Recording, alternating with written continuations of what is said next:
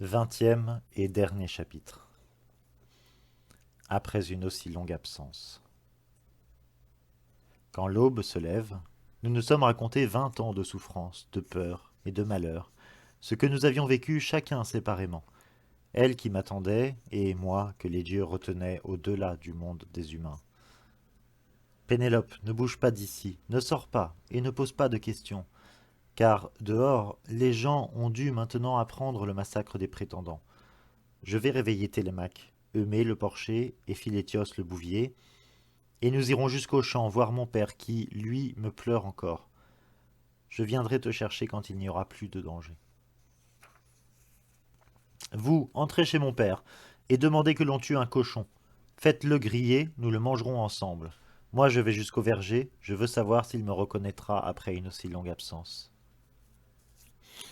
Oh Zeus, comme il a changé. Il a vieilli et sa main tremble. Son manteau est sale et rapiécé.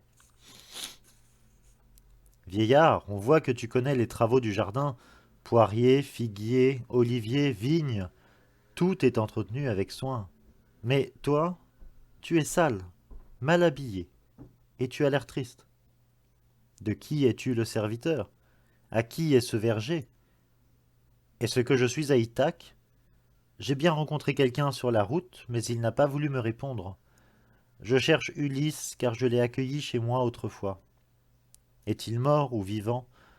Il m'a raconté qu'il était né à Ithaque et que son père s'appelait Laërte. Je l'ai bien reçu et lorsqu'il est reparti, je lui ai offert de nombreux présents, dont un cratère d'or, des tapis, des tuniques. Étranger, tu es bien à Ithaque. Mais aujourd'hui, ce sont des fous qui sont au pouvoir. Si Ulysse était vivant, il t'aurait lui aussi à son tour offert quelques cadeaux, mais cela fait combien d'années que tu l'as reçu? Qui es-tu? D'où viens-tu? Quels sont tes parents et ta ville? Je m'invente une histoire à faire pleurer, mais comment pourrais-je faire souffrir mon père plus longtemps? Je m'élance pour l'embrasser. Père, tu ne me reconnais pas, je suis Ulysse. Regarde ma cicatrice. Tu te souviens du sanglier qui m'a blessé. Et puis, tu m'as donné des arbres aussi dans ton verger. 13 poiriers, 10 pommiers et 40 figuiers. Tu t'en souviens? Et une vigne. Mon enfant, mon fils unique. Mes jambes faiblissent. Le bonheur soudain est trop grand pour moi. Soutiens-moi.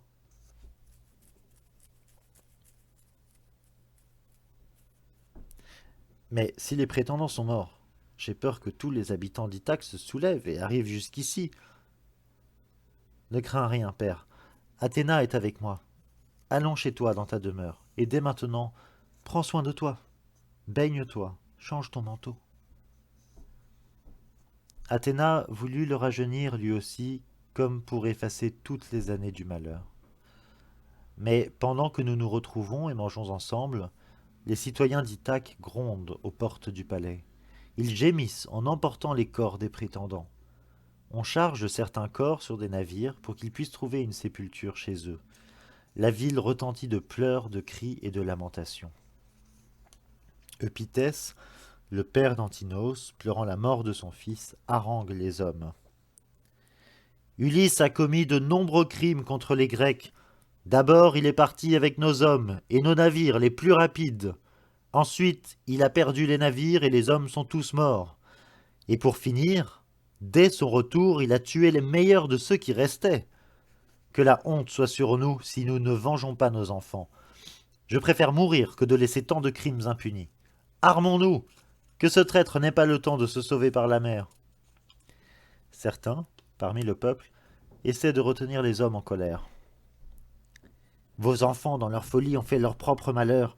Ils ruinaient la maison d'Ulysse, déshonoraient sa femme, outrageaient son fils. Ne partez pas vous battre contre lui, vous serez tous massacrés. À ces mots, la moitié des hommes se retire. Les autres, excités par Eupithès, s'arment et se rassemblent. Athéna, sur l'Olympe, entend leur fureur. Aussitôt elle interroge son père. Zeus, ô père, que vas-tu faire maintenant? Quel destin pour Ithaque? Vas-tu rétablir la paix entre les gens ou les laisser s'entre-déchirer dans une guerre civile? Ma fille, pourquoi me poses-tu cette question? vu que tu as déjà décidé ce qui se passerait. C'est toi qui as voulu qu'Ulysse revienne à Ithaque pour tuer les prétendants. Alors, qu'on lui prête serment et qu'il règne en chef, désormais.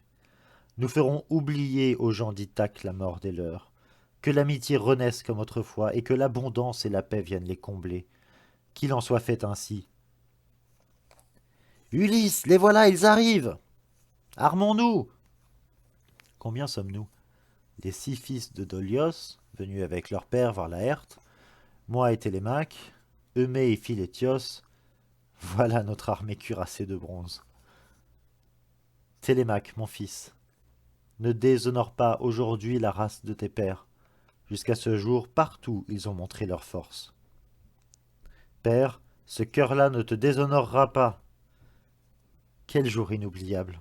Mon fils et mon petit-fils à mes côtés rivalisent de courage. Et, jetant de toutes ses forces sa longue lance, Laërte, le premier, tue Eupythès, venu en tête des gens d'Ithaque, pour venger son fils. Avec Télémaque, j'assaille les premiers rangs, les frappant de nos épées, les transperçant de nos lances. Nous les tuons. Le sang appelle le sang. Mais Athéna, la sage, au milieu de la mêlée, pousse un cri terrifiant. Gens d'Ithaque, arrêtez de vous battre les uns contre les autres. Les hommes, terrorisés par cette voix divine, laissent tomber leurs armes et se sauvent vers la ville. Moi, comme un fou, je pousse un hurlement de guerre. Je veux, semblable à l'aigle, fondre sur eux sans pitié. Mais soudain la foudre tombe à mes pieds, le signe de Zeus. Athéna aussitôt m'avertit. Ulysse, fils de Laërte, arrête. Interromps ce combat, avant que Zeus ne t'en veuille pour tout ce sang versé. Que ta force et ta ruse ne t'aveuglent pas. Tu sais ce que vaut la mort, après une si longue errance sur la mer. N'oublie jamais ce que tu as appris dans la douleur, ni la douceur de vivre. Et désormais, construis la paix.